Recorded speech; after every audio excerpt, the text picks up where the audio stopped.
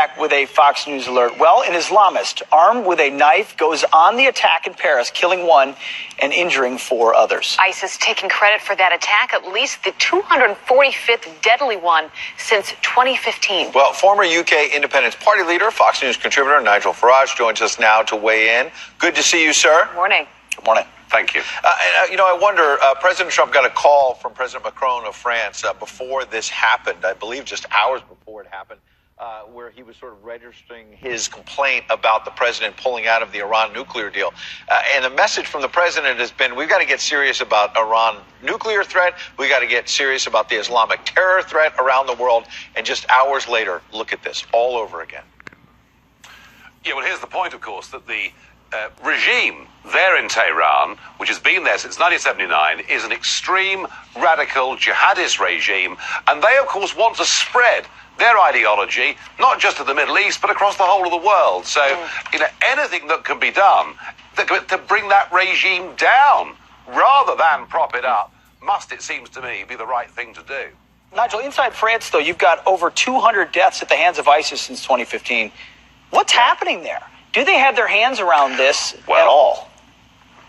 Well, look, this particular attack was conducted by somebody who came to France as a child refugee. So, the first thing you have to say is, whilst we want to be compassionate human beings, we have to be careful about who we grant refugee status to, who we let into our countries.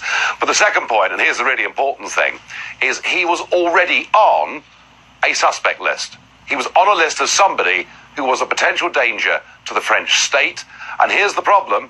There are 40,000 people in France on that suspected terrorist or potentially dangerous list. So France has a massive problem because even if you increase and boost security, policing and all the rest of it, how on earth do you follow and monitor 40,000 people? So the one thing we can say with absolute confidence is we will see more of these attacks. Yeah, and it's not just in France. It's right where you are as well. It's right here in New York City as well. The bridge I'm looking at behind you, how recently that attack was, and the knife, the stabbings that have gone on in London.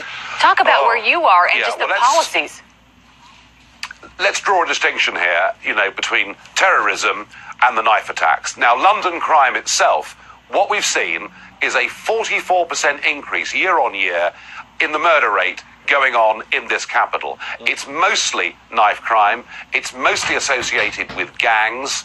It is mostly black on black crime, although nobody has got the courage to stand up and say that for fear of being thought to be racist. And our police force, which used to, in areas of high crime, carry out stop and search. Stop people, frisk them down, see whether they had knives on them. Unfortunately, we've even backed away from doing that, again, for fear of being criticised as being racist. And the mayor of London, Sadiq Khan, who spends much of his time attacking Donald Trump or telling us we shouldn't eat burgers and other politically correct things, think about this. Over 60 people killed in this capital already this year, and the mayor of London has not visited a single one of the crime scenes and has not spoken to any of the families. And I think, frankly, what we've got to do here with crime in London is the police have got to get tougher, and the mayor needs to rethink his priorities. Yeah, look at this tweet from the mayor. To your point, childhood obesity, a problem in London, problem in the United States.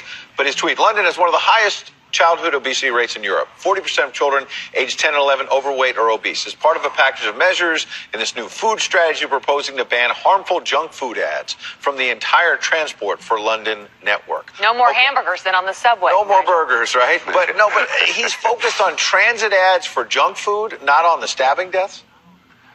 Yeah, I think that's right. And I think it is about priorities. And as I say, he's also busy criticising Donald Trump and saying he's not welcome in London and all the rest of it. But he's not gripped it. And again, you see, one of the problems that we've had with Islamic terrorism is that we've actually been frightened of dealing with problems within these communities.